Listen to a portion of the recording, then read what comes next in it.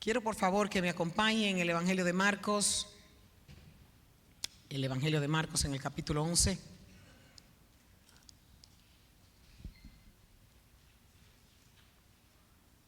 Marcos, capítulo 11. Vamos a estar leyendo 3 versos.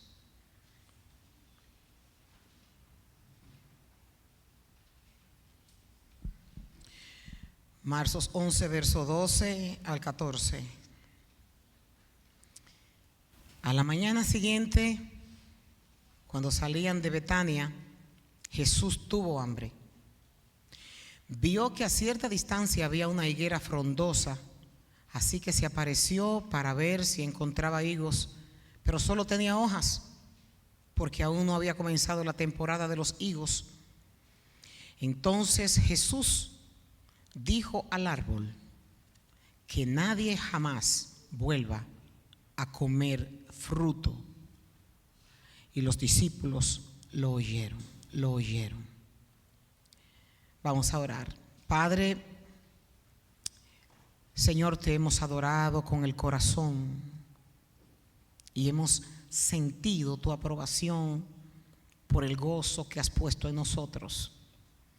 Ahora queremos, Señor, que tú nos hables, y yo te ruego en el nombre de Jesús que lo que proclamamos en la Santa Cena, que es la muerte y la resurrección de nuestro Salvador Jesucristo, sea impartido en todo aquel que no te sirve. El Evangelio, Señor, es para darles el regalo a los perdidos y para el sostenimiento de los que han creído en ti. Yo te ruego que tú hoy hagas un despliegue de tu gloria, no para honra del hombre, sino para honra de tu Hijo. Señor, hoy es el día donde todos nos reunimos a escucharte, y nosotros te rogamos de una manera humillante, Padre, que tú nos hables, que tú toques las fibras de nuestra alma y sacudas los cimientos de nuestra fe, porque todo será para tu gloria y para tu honra, en el nombre de Jesús. Amén y amén. Pueden tomar asiento. Cuando nosotros leemos esta porción de las Escrituras,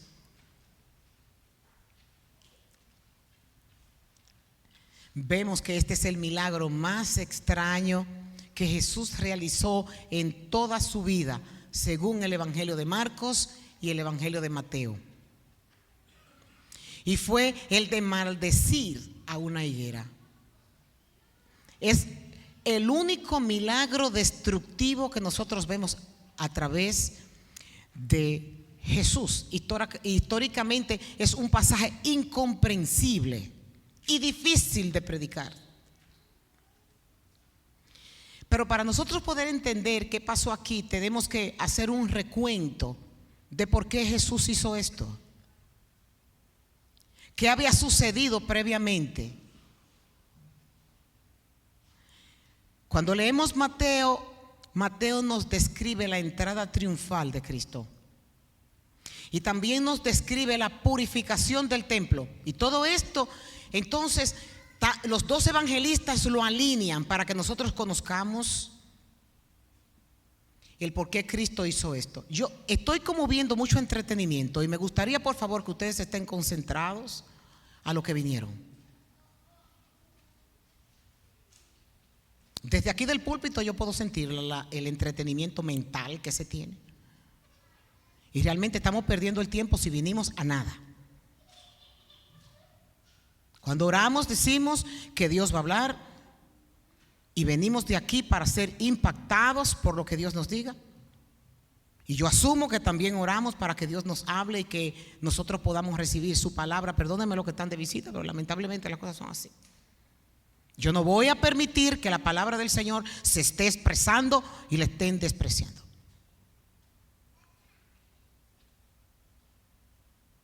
¿De qué hablaba?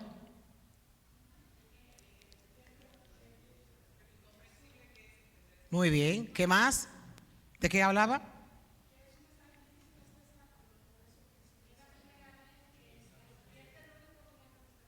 Esos fueron los que prestaron atención, que contestaron. Pero bien,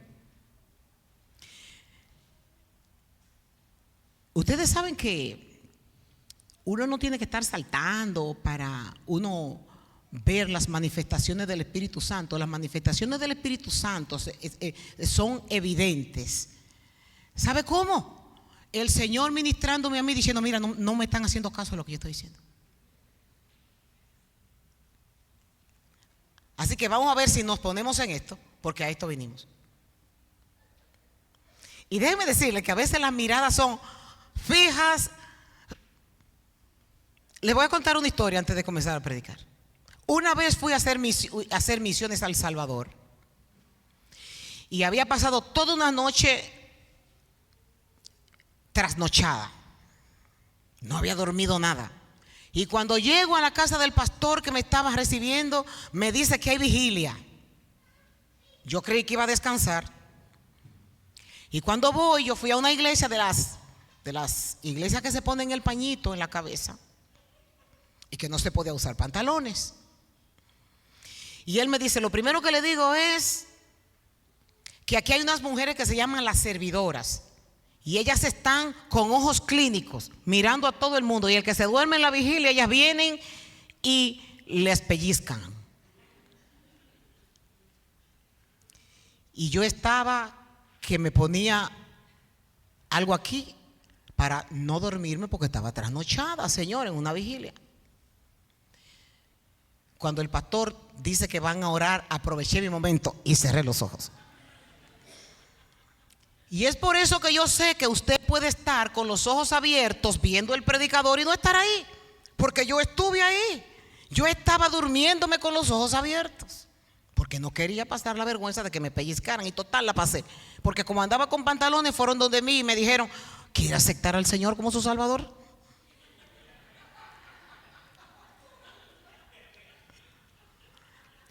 Pero bien, yo creo que ya Dios comenzó a trabajar en ustedes para que escuchen su palabra. Estamos hablando de un milagro que Cristo realizó y que es incomprensible, porque nosotros no habíamos visto a Cristo con esta actitud. Y dijimos que los acontecimientos previos a Cristo haber maldecido la higuera era: ya ellos habían ido a Jerusalén, ya Cristo había experimentado lo que era la entrada triunfal, y también había ido al templo donde se habla de la purificación. Y Marcos en el mismo capítulo, en el verso 15, nos dice que cuando ellos llegaron a Jerusalén, Jesús entró en el templo y comenzó a echar a los que compraban y vendían animales para los sacrificios, que volcó las mesas de los cambistas y las sillas de los que vendían palomas, y les prohibió a todos que usaran el templo como un mercado. Les dijo: las escrituras declaran: mi templo será llamado casa de oración para todas las naciones, pero ustedes lo han convertido en una cueva de ladrones. Todo esto está pasando. Por ejemplo, este no era el templo de Salomón, este era el templo construido por Herodes el Grande, y se consideraba como una de las 7 maravillas del mundo antiguo. Era precioso, hecho de mármol blanco. Se dice que cuando se entraba a Jerusalén y el sol le daba al edificio del templo, resplandecía por lo blanco, por el tipo de mármol que él tenía el templo. Estaban divididos por puertas, y primero estaba el atrio de los gentiles, estaba el atrio de las mujeres, la de los hombres, y donde solo tenían acceso a los sacerdotes y los sumos sacerdotes. En el mercado, la parte más frecuentada, el mercado estaba en donde está el atrio de los gentiles. Era mitad templo y era mitad mercado. Y especialmente en las fechas de las Pascuas, el desorden en esta zona era enorme. Gente venían de todos los rincones de Palestina y del mundo y se agolpaban allí vendiendo y curoseando. Y era difícil el moverse por aquella multitud, porque no era solo humana. Había una plaza que se había convertido en una mezcla de banco, de mercado, de pajarería, de majada y de establo. Los levitas, por un lado, estaban con sus tenderetes de sal, con sus tenderetes de aceite y con el incienso que se usaba para los sacrificios. Adicional a esto, según Flavio Josefo, que fue un historiador, más o menos en el primer siglo, que tenía más veracidad para la historia, nos dice que solamente en el año 70 se sacrificaron 250,000 corderos en esa Pascua. Los gritos de la multitud pregonaban, vendiendo mercaderías, discutían precios. Todo el que ha ido a Medio Oriente sabe que eso es un desorden total con el asunto del regateo. Y podemos imaginar todo ese desastre allá. El peregrino, que duraba todo el año planificando su viaje para llegar hasta la casa de Dios, llegaba allí con el corazón apretado de emoción, con el alma cargada de plegaria, con su alma pendiente a que lo que Salomón había dicho en la primera carta de Reyes, en el capítulo 8, de que en esa casa sucederían milagros cuando vinieran de afuera para pregonar que el Dios de Israel habitaba en medio de ese templo. La gente llegaba cansado, se sentían felices de pisar la casa de Dios. Cuando llegan, lo primero que hacen es que se encuentran con un olor a estiércol mezclado con especies, con griteríos de los vendedores, con el sonido de las monedas de los cambistas, con el sonido de los corderos, el sonido de las palomas, los corredores, los ganaderos, los plateros. Cuando el peregrino viene a esto, el alma se le cae al piso. Y esta experiencia la viví yo misma en uno de los viajes a Israel, que fui con un pastor que toda su vida su deseo era llegar a Tierra Santa. Y después que termine el viaje, me dice: estoy decepcionado. No esperaba lo que he visto. He visto el mundo aquí. He visto la profanación de la Tierra Santa. He visto cuán lejos está esta tierra de lo que Dios había dicho que serían un pueblo santo, nación santa, real sacerdocio, pueblo adquirido por Dios, un pueblo separado para Dios. Y no es difícil de nosotros imaginarnos lo que sintió Jesús viendo esto. Y es en este contexto en donde nosotros vamos a ver por qué la maldición de la higuera.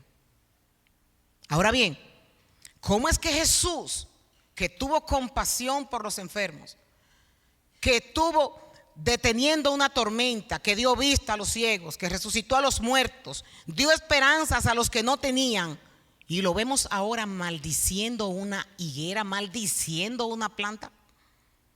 Algo grande tuvo que haber pasado allí.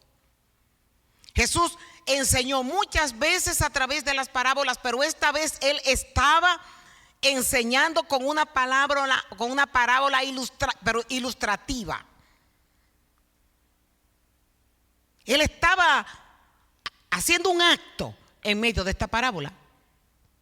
Dice el verso 13 que él vio a cierta distancia que había una higuera frondosa, y así se acercó para ver si encontraba higos. Hay una característica especial que hay en la higuera. La higuera, así como tiene hojas, tiene que tener fruto. Porque por cada hoja que tiene una higuera, tiene la vid al lado. Esa es una planta que no florece, es una planta que tira el fruto inmediatamente, sale la hoja. Si una planta de higos tiene 100 hojas, obligatoriamente tienen que haber 100 higos en esa planta. Ahora, usted dirá, pero Mateo no lo dice, pero Marcos acaba de decir que no era tiempo, Habían higos que sí salían a destiempo. Y esto nosotros lo vamos a ver más adelante, cómo Dios a través del profeta Isaías lo dice. Dice Mateo, hablando en este versículo, en este texto paralelo, que Cristo no halló nada en ella, sino hojas solamente. Yo he hablado otras veces de que en Centroamérica y también en Colombia hay una planta que se llama matapalos. Y yo tuve la oportunidad de verlo en Honduras. Esto es una planta que hace una enredadera, valga la redundancia, alrededor de un árbol verde, frondoso. Y esa mata se alimenta con la savia del palo original en el que está envuelto. Por fuera se ve frondoso, pero por dentro la enredadera se está comiendo el árbol y lo está secando. Usualmente lo que se hace es que tienen que despegar ese ramaje falso que tiene el árbol para que el árbol pueda volver otra vez a tener vida. Y esto yo lo ilustré por este árbol de higo que engañó a la vista. El árbol estaba verde, pero no había fruto en él. El verso 14 dice: entonces Jesús dijo al árbol que jamás nadie vuelva a comer fruto. Y los discípulos lo oyeron. Y el tema de este mensaje es: la falta de fruto conduce a juicio. En todo el Antiguo Testamento a nosotros se nos describe a Israel como una viña, el árbol de plantación de Dios. Y varias veces los profetas describen a Dios inspeccionando a Israel en busca de higos tempranos, que son los higos que Cristo estaba buscando en esta planta. Y eran higos tempranos como señal de fecundidad espiritual, pero no encuentra nada. Miqueas lo describe de esta manera. Oiga bien, Dios hablando en el capítulo 7, en el verso 1: miserable de mí, me siento como un recolector de frutas que después de cosechar no encuentra nada que comer. No encuentro ni un racimo de uvas ni uno de los primeros higos para saciar mi hambre. A los discípulos se les encendió una luz porque entendieron que esta parábola que Cristo había hecho real, ya los profetas en el Antiguo Testamento lo habían dicho.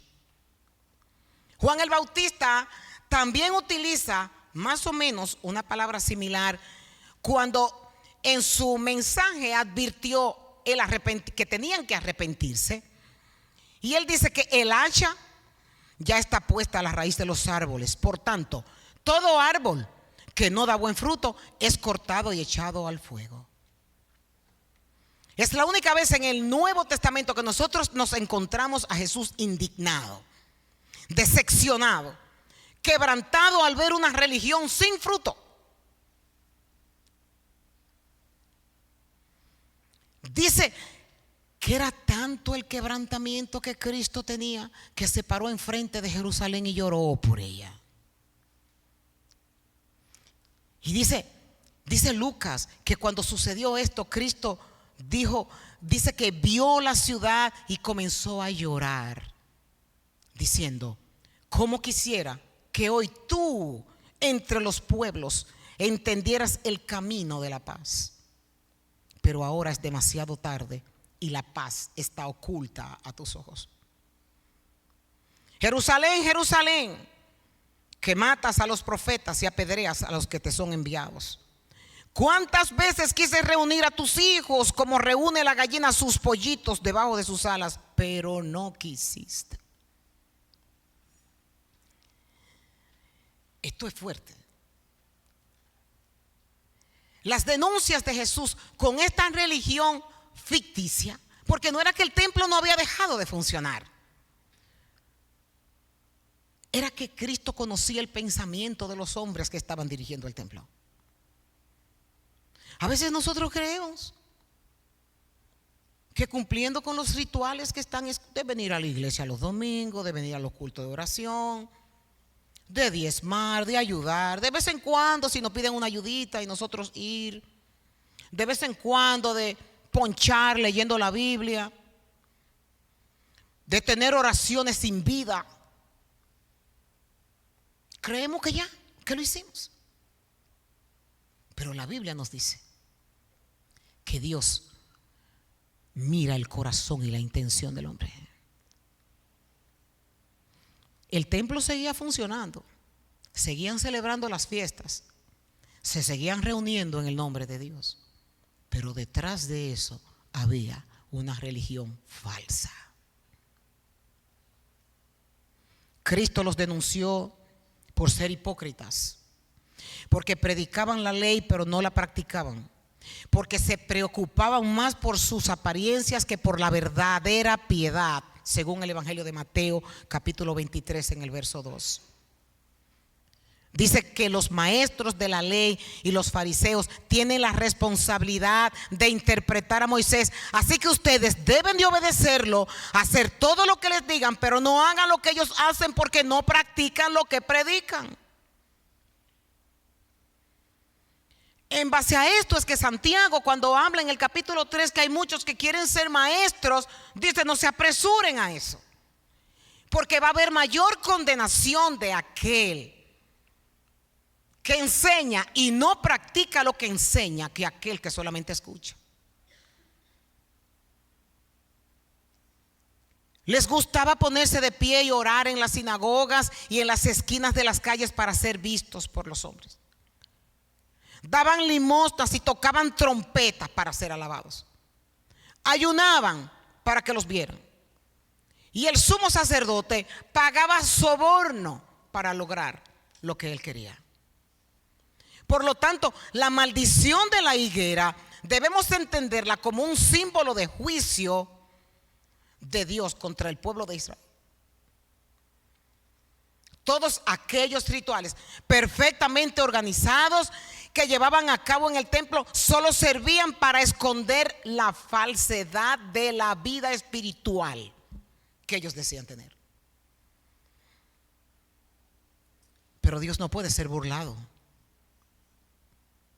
Y eso no era, miren, una de las cosas, estoy preparando un estudio que se llama El fruto del Espíritu, que lo voy a comenzar a dar los miércoles, y me encontré en el capítulo 4 con la epístola de Pablo a los Gálatas, en donde el apóstol Pablo habla de cosas que yo vivo aquí en la iglesia. ¿Sabe qué significa? Que los tiempos y las generaciones van pasando, pero el corazón del hombre sigue siendo el mismo. Las tendencias del hombre siguen siendo la misma. La despreocupación por las cosas de Dios no es nuevo.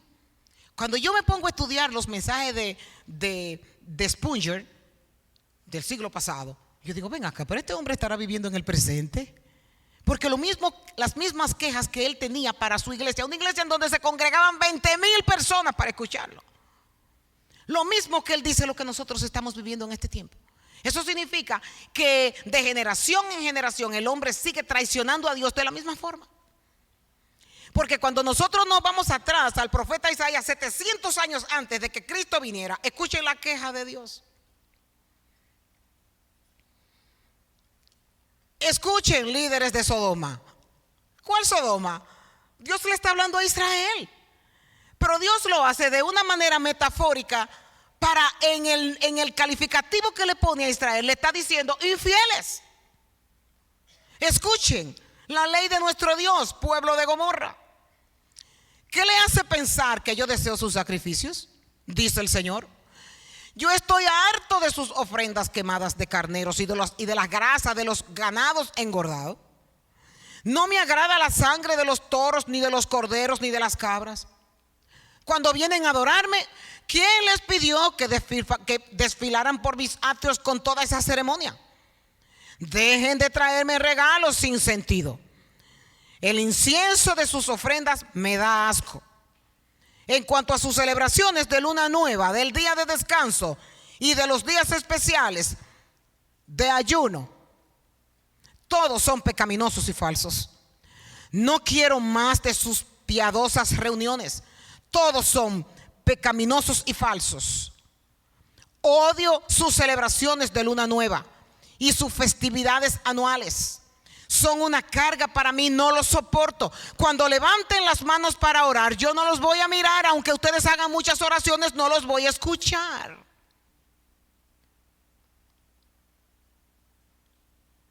Y él termina diciendo: lávense y quédense limpios, quiten sus pecados de mi vista, abandonen sus caminos malvados. Entonces usted dice: yo no te entiendo, Dios, porque toda esta liturgia fuiste tú que se la dijiste a Moisés que había que hacerla. Tú fuiste que estableciste que tú querías que celebraran luna nueva, que tú querías que celebraran día de descanso, que te trajeran sacrificios, que te hicieran holocaustos con cabras, que hicieran esto, que te encendieran incienso. ¿Y a quién entiendo? Lo que Dios quiere decir a través del profeta Isaías es: no es lo que ustedes hacen, es lo que tienen aquí adentro. Es la sinceridad que ustedes tengan en el corazón para servirme. No es ni lo mucho que me den, ni el tiempo falso que me dediquen. Es que realmente me busquen de todo corazón, con la actitud de agradar.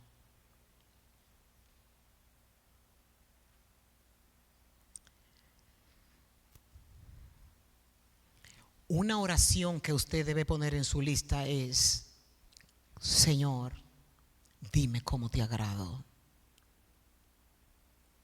¿Qué hago para alegrar tu corazón? Estoy tan llena de favores. Estoy tan agradecido por lo que tú haces por mí.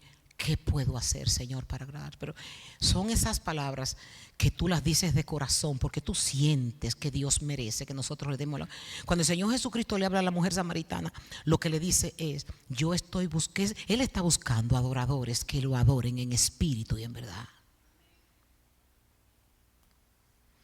El lugar que Dios les había mandado hacer como una morada terrenal se había convertido en una farsa. Lo que hacían estaba lleno de hipocresía, estaban llenos de envidia, de avaricia, de odio. No practicaban la misericordia, no practicaban la unidad. Practicaban una religión sin compasión, elitista, llena de críticas, llena de falsedad. Dios prefiere que usted se lleve mejor con un hermano que lo que usted le pueda decir a él. Dios prefiere que usted pelee la batalla arreglando sus situaciones aquí abajo que queriendo tenerla bien para allá arriba. Si tú estás bien aquí abajo, tú estás bien para allá arriba.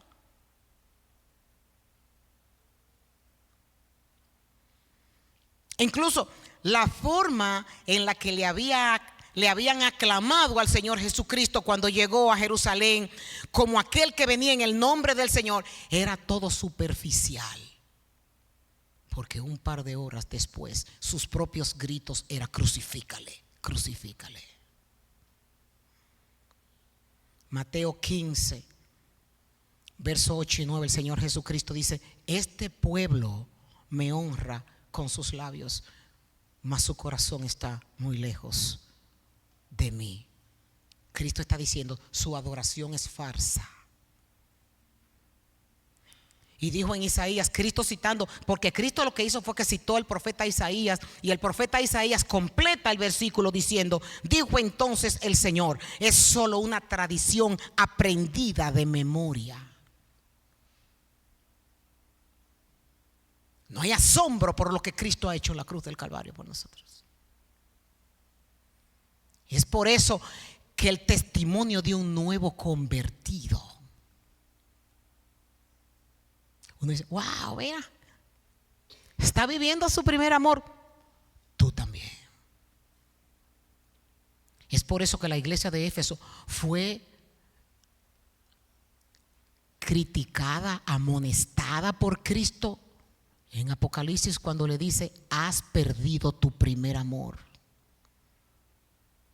Cuando no se tiene pasión por las cosas del Señor, cuando todo se hace mecánico, cuando no hay ese fuego encendido que solamente lo enciende el Espíritu Santo para tú estar todo el tiempo en comunión, adorando a tu Dios, agradeciéndole a tu Dios, bendiciendo a tu Dios, abriendo las Escrituras. Dice: háblame, Señor, que quiero escucharte. Habla, que tu siervo escucha. Señor, aquí estoy presente. Dime qué quieres que haga. Ayúdame, Señor, con esta debilidad. Ayúdame con esta otra. Y todo el tiempo estar llevando incienso ante el altar de, no solamente en la iglesia, en lo privado. Usted estar encendiendo el fuego, porque el templo es usted. Y usted no se puede encender por una predicación que venga a escuchar aquí. Usted tiene que venir encendido aquí, para que el que esté frío, usted pásele el tizón caliente. Y el evangelio no se vive aislado. Esto es comunión.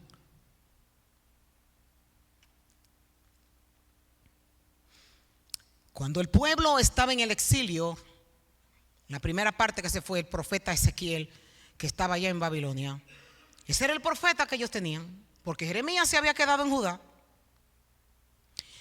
Y cuando Ezequiel está allá, Dios en visión le dice: mira, ellos te van a venir a visitar para escucharte.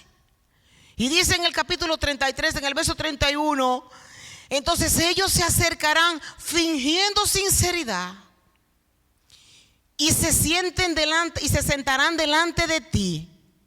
Escuchan tus palabras, pero no tienen ninguna intención de hacer lo que tú dices. Tienen la boca llena de palabras sensuales y en su corazón solo buscan dinero. Dios no puede ser burlado. Dios no puede ser burlado. La abundancia de sus hojas hacía pensar que tenía fruto, pero realmente carecía de él. Prometían mucho, pero no daba nada.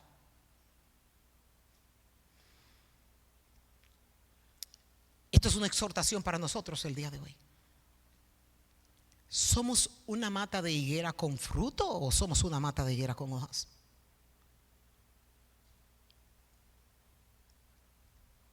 ¿Cómo está tu tiempo de devocional en tu casa? ¿Cómo está la lectura de la Biblia en tu casa? ¿Cómo está tu tiempo de oración? ¿Cómo está tu fuego por las almas perdidas? ¿Tienes la convicción de a dónde va aquel que tú no le predicas el evangelio? ¿Tienes un plan para exaltar a Cristo en tu vida? ¿Tienes un púlpito en el lugar donde trabajas? De lo contrario, si solamente utilizas la iglesia para llenarte, tu vida estará vacía siempre. El pueblo de Israel tenía que estar vigilante y dar frutos en el tiempo de la visita de Dios. Pero también la iglesia debe de tomar en serio esta advertencia. Cristo puede venir en cualquier momento, de una forma inesperada, y lo que Él va a buscar va a ser nuestro fruto. No es cuántos años tenemos en el evangelio, es qué fruto hemos dado para Cristo.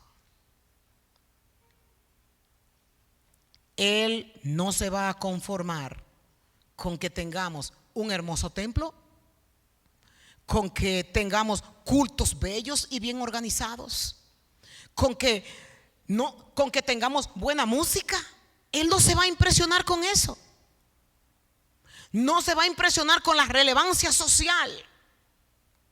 Cristo te va a exigir lo que tú personalmente hayas hecho. Aquí nadie se va a salvar por iglesia. Nadie. Lo que tú hayas hecho para nuestro Redentor.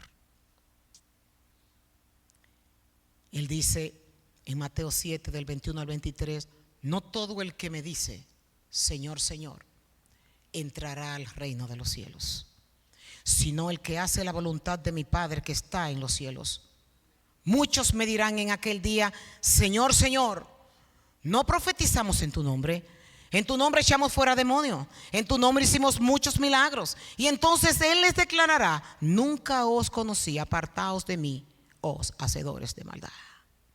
Que Dios nos libre, que nosotros seamos de esos. El Señor está dando una advertencia a su iglesia. Tú que duermes, despierta. El Señor está dándole una oportunidad a su pueblo de que vivan, prediquen el evangelio, que mantengan su altar encendido. Siempre he hecho la historia que los sacerdotes, cuando comenzaban a hacer el trabajo dentro del santuario, Dios había ordenado a través de Moisés que el fuego del altar nunca podía apagarse. Y los sacerdotes jóvenes los ponían a hacer ese trabajo como parte del entrenamiento. Y ese sacerdote tenía que estar toda la noche como un vigilante de que ese altar se mantuviera con fuego. Y el sacerdote que se dormía, llegaba el sumo sacerdote, cogía de las brasas que había y se la ponía adentro de las túnicas para que tuviera que salir corriendo vergonzosamente por no haber atendido ese mandato dado por Dios de que el altar tenía que estar encendido siempre. ¿Está tu altar encendido? Dios puede hacerlo si está apagado, pero tienes que desear con todo tu corazón que Él lo haga.